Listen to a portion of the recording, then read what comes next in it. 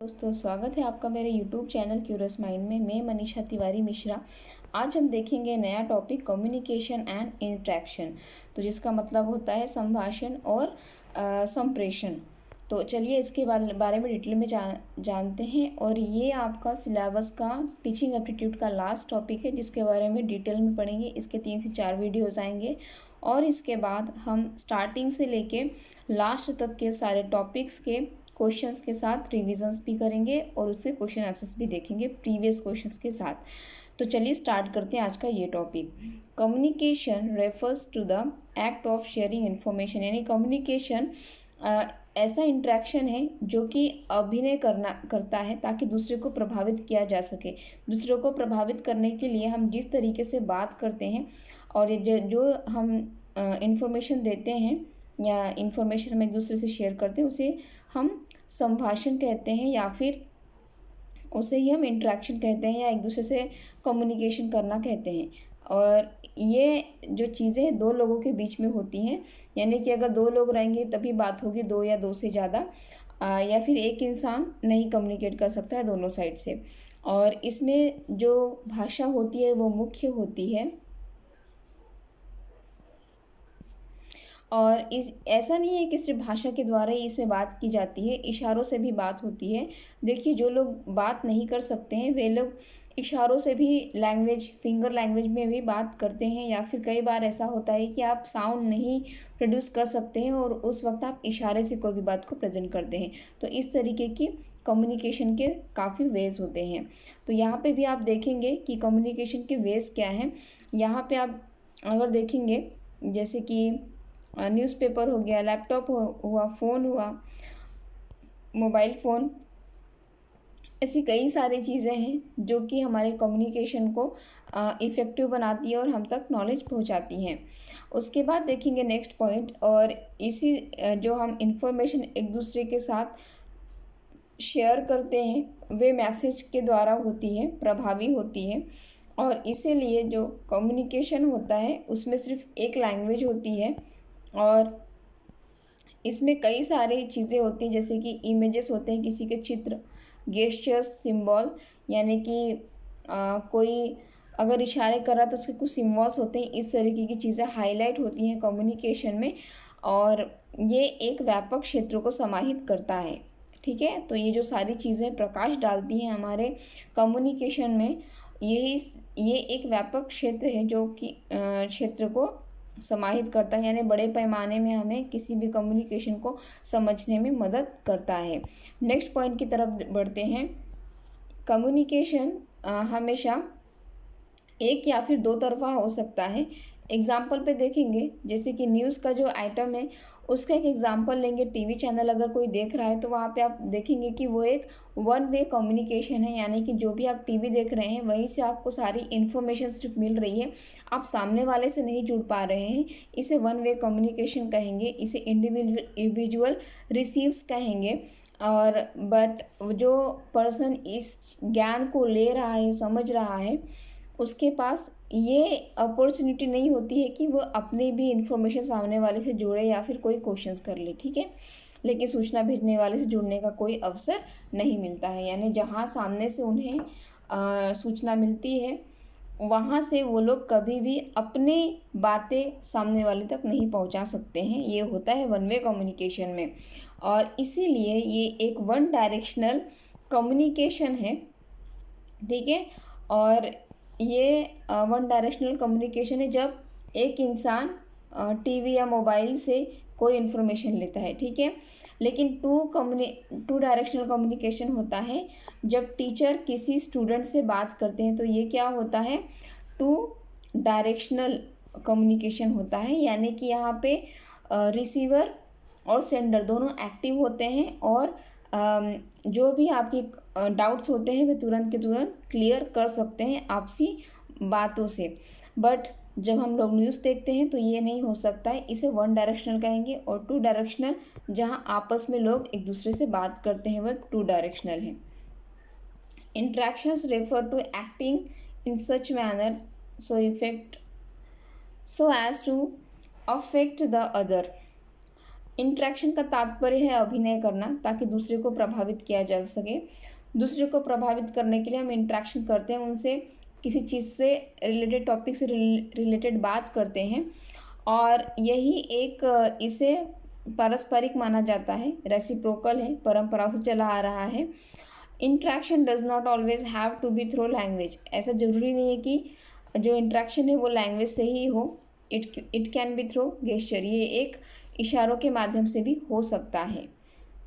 उसके बाद देखेंगे, इस वजह से ये एक बहुत बड़ा पैमाना है और ये एक बहुत बड़ी रिस्पॉन्स टू द एक्शन। हालांकि महत्वपूर्ण विशेषता यह है कि कार्रवाई के लिए एक स्पष्ट प्रतिक्रिया होनी चाहिए, यानी कि जो भी कार्रवाई हो रही है, यानी जो भी बातचीत हो रही है, उसके प्रतिक्रिया के लिए, उसके स्पष्टीकरण के लिए कुछ तो प्रक्रिया होनी चाहिए। उदाहरण के लिए एक ऐसी स्थिति की कल्पना करें जहां बस स्टॉप पर बस की प्रतीक्षा कर रहे हैं। यानी आप सोचिए कि आप बस स्टैंड पे बस की प्रतीक्षा कर रहे हैं और आपके बगल वाला व्यक्ति आपको देखकर मुस्कुराता है। यदि आप भी जवाब देते हैं मुस्कुराओ एक बात, तो यह एक बातचीत बन जाती है। यानी कि एक वे प्रतिक्रिया नहीं होती है, दोनों भी अगर प्रतिक्रिया दे तभी कम्युनिकेशन आगे बढ़ता है। जैसे कि आप एग्जाम्पल में सोचिए कि आप किसी बस में जा रहे हैं और आपकी पहचान का कोई पर्सन आपको मिल गया और वो जब देख के आपको मुस्कुराता है, आप जो भी रिस्पॉन्स करते हैं उसके बेस पे आपको समझ में आता है कि आप दोनों का आगे का कम्युनिकेशन होगा और यहाँ से आपकी कम्युनिकेशन की स्टार्टिंग होती है। तो चलिए एक बार डेफिनेशंस देख लेते हैं। कम्युनिकेशन की डेफिनेशन क्या होगी? तो संचार कहते हैं हिंदी में कम्युनिकेशन को। संचार से तात्पर्य सूचनाओं के आदान प्रदान की है, मतलब कि एक्ट ऑफ शेयरिंग इन्फॉर्मेशन, यानी कि जो भी आपकी जानकारी है एक दूसरे को लेना या फिर देना, इसे कहते हैं कम्युनिकेशन। इंट्रैक्शन का मतलब क्या होता है? अंतःक्रिया। अंतःक्रिया यानी कि आप एक दूसरे की, अंतःक्रिया से तात्पर्य इस प्रकार से कार्य करना है जिससे दूसरे पर प्रभाव पड़े, यानी कि एक दूसरे को समझना, एक दूसरे को समझकर काम करना, उसे इंट्रैक्शन कहते हैं। Interaction refer to acting in such manner so as to affect the other, यानी कि आप इस तरीके से काम करें कि इसका प्रभाव दूसरों पर पड़े। ठीक है, जैसे कि अगर आपका व्यवहार अच्छा है तो इससे आप सामने वाला व्यक्ति भी आपसे प्रभावित होगा और इसका असर उस पर भी होगा, या किसी के गुस्से का भी असर दूसरे पर होता है। तो इसे कहेंगे इंट्रैक्शन। और कम्युनिकेशन का मतलब होता है कि आपने सूचनाओं का आदान प्रदान करना। नेक्स्ट पॉइंट की तरफ बढ़ेंगे, elements of communication and interaction. Elements क्या है? संचार तत्व हैं, कम्युनिकेशन एलिमेंट्स। ठीक है, संचार तत्व। तो ये 9 तत्व होते हैं: प्रेषक, एनकोडर, संदेश चैनल, डिकोडर, रिसीवर, प्रतिक्रिया और शोर। तो देखिए, संदर्भ होता है जिसको आप भेजते हैं, जो भेजता है वो संदर्भ होता है, जिसको भेजता है वो प्रेषक होता है। एनकोडर रिलेटेड है एक कंप्यूटर की टेक्नोलॉजी से जिसमें आप टाइपिंग करके सेंड करते हैं। संदेश जो भी आप भेजते हैं वह है, और चैनल का माध्यम कुछ भी हो सकता है, व्हाट्सअप, मैसेज, फेसबुक, कुछ भी हो सकता है। डिकोडर जिसको मिलता है टेक्नोलॉजी के द्वारा। रिसीवर जिसे वो मैसेज पूरा प्राप्त हुआ है। डिकोडिंग एक प्रकार की कंप्यूटर की भाषा है जिसमें प्रोसेस होता है, मतलब जो भी मैसेज आपने डिलीवर किया है उसका जो प्रोसेस है उसे कहा जाता है डिकोडर। और प्रतिक्रिया होती है वो मैसेज को देखकर, उसके बाद शोर होता है। इस प्रकार के इसके तत्व हैं। तो कम्युनिकेशन के तत्व, सबसे ज़्यादा महत्वपूर्ण जो साधन है कम्युनिकेशन का, वो कम्युनिकेशन है कि जो कम्युनिकेशन हम करते हैं, जो संचार हम करते हैं उसकी प्रक्रिया लेना, यानी कि संचार तत्व संचार के आवश्यक उपकरणों को संदर्भित करता है जिस पर संचार प्रक्रिया संचालित होती है, यानी कि ऐसे टूल्स को यूज़ करना जिससे कि संचार की प्रक्रिया संचालित होती है।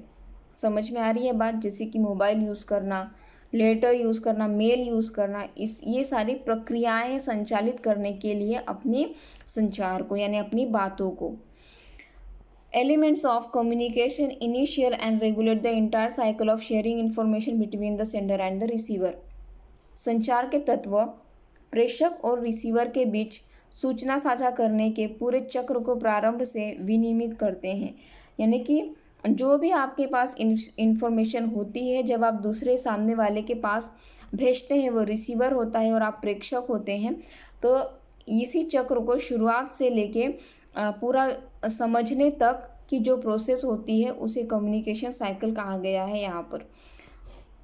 नेक्स्ट पॉइंट की तरफ बढ़ते हैं। देखिए यहाँ पे element of the communication process, यहाँ पे सेंडर है और उसका मीडियम क्या है, माध्यम मोबाइल है, रिसीवर है और ये मैसेज के द्वारा इसे प्राप्त हो रहा है। मैसेज में है movie start at night, can you drive अस, या बी देयर एट 8:30, ये इसका फीडबैक है। ठीक है, ये मैसेज रहा, ये इसका फीडबैक रहा। इस प्रकार से संदेश कम्युनिकेशन इंटरेक्शन होता है, इसे आप समझ के चलिए। नेक्स्ट पॉइंट की तरफ बढ़ेंगे कि इस तरीके से जो भी कम्युनिकेशन के पार्ट है वो इस प्रकार से प्रक्रिया होती है उनकी। इसमें द 9 एलिमेंट्स ऑफ कम्युनिकेशन है, कम्युनिकेशन के 9 प्रकार हैं, 9 संचार तत्व हैं। कंटेक्स्ट है, सेंडर है, encoder, message, channel, decoder, receiver, feedback and noise. तो अभी हमने देखा कि कंटेक्स्ट होता है जहाँ पे आप मैसेज को लिखते हैं, सेंड करते हैं, जिससे इनकोड होते हैं, जो कि ये एक टेक्नोलॉजिकल प्रक्रिया है। मैसेज को सेंड किया जाता है, किस चैनल से हो, कोई भी चैनल यूज़ कर सकते हो आप, जैसे कि बहुत सारे हैं सोशल मीडियाज़, या प्रॉपर मैसेज। डिकोडर जो कि सेंड करने की प्रोसेस से रिलेटेड है, टेक्नोलॉजिकल प्रोसेस है। रिसीवर जिसके पास आपका नंबर है वो रिसीव करेगा आपका मैसेज, उसके बाद उसका जो भी फीडबैक है अभी हमने एग्जांपल में देखा, और उसके बाद नॉइस यानी कि जो भी उनकी प्रतिक्रिया है, यस नो जो भी वो होगा। तो ये सारी चीज़ें बहुत ही महत्वपूर्ण है एक असरदार कम्युनिकेशन के लिए, और इसीलिए इसे क्या कहा जाता है, संचार के घटकों के रूप में इन्हें जाना जाता है। किन्हें जाना जाता है संचार के घटकों के रूप में? संदर्भ प्रेषक इनकोडर, संदर्भ प्रेषक इनकोडर, संदेश चैनल, डिकोडर, रिसीवर, प्रतिक्रिया और शोर, इसे संचार के घटकों के रूप में जाना जाता है। ये आप याद रखिएगा। नेक्स्ट पॉइंट की तरफ, नेक्स्ट पॉइंट नहीं है। वीडियो अच्छा लगा हो तो लाइक, शेयर एंड सब्सक्राइब जरूर करिएगा। And thank you for watching this video. इस वीडियो का PDF आपको डिस्क्रिप्शन बॉक्स में मिल जाएगा। वीडियो सच में अच्छा लगा हो तो लाइक, शेयर और सब्सक्राइब जरूर करिएगा। इसके सारे वीडियोज़ अभी एक के बाद आपको एक मिलेंगे। उसके बाद सोशल साइंस की, ज्योग्राफी की 6th स्टैंडर्ड की क्लासेस स्टार्ट हो जाएंगी, जो कि रेगुलर बेसिस पे रहेंगी। And thank you for watching this video.